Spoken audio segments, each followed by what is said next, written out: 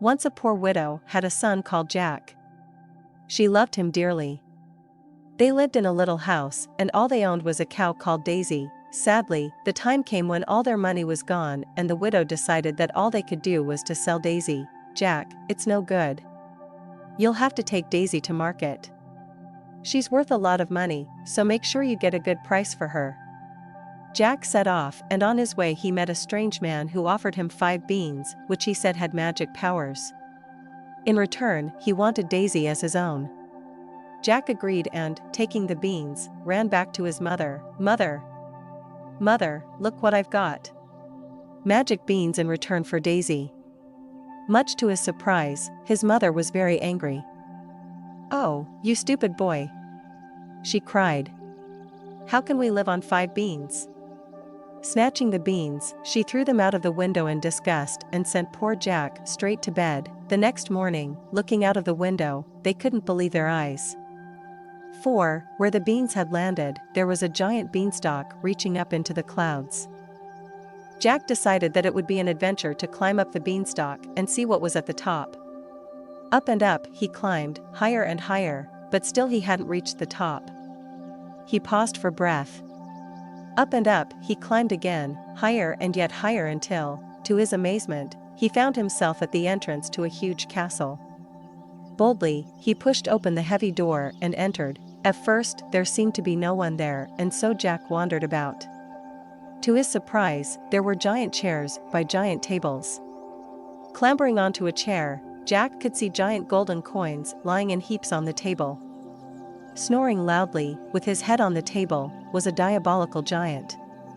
Jack held his breath and, picking up one of the golden coins to take to his mother, crept silently away, afraid he might wake the giant.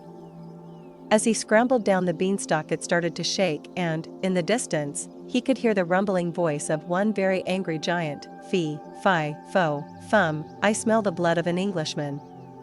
Jack slithered down the stalk as fast as he was able. Mother, he cried, "look what I've found." She couldn't believe her eyes. "Where did you find that coin?" "It's worth enough to feed us for the year."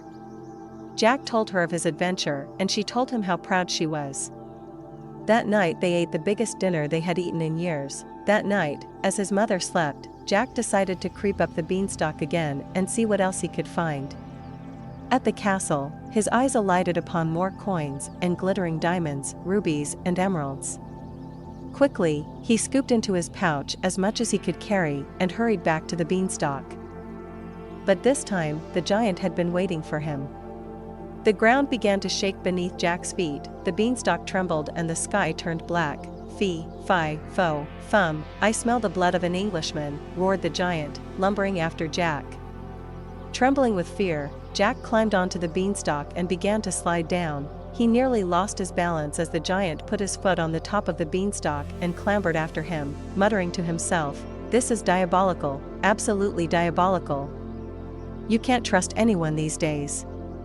Just wait till I get my hands on that Englishman."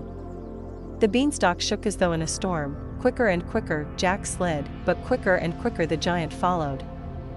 Faster and faster Jack slid, but faster and faster the giant followed. Gathering speed, Jack tumbled down the last few feet. Breathless and afraid, he rushed to the woodshed and grabbed an axe. Without a moment's delay, he dashed back to the beanstalk and, with one mighty swing of the axe, he severed the stalk. The beanstalk toppled over and, with a thunderous crash, the beanstalk and the giant fell to the ground, causing a huge hole in the M1 and a tailback for 50 miles. You will be happy to know that Jack and his mother bought back Daisy the cow. Together, they lived happily ever after, boring all their friends with their story.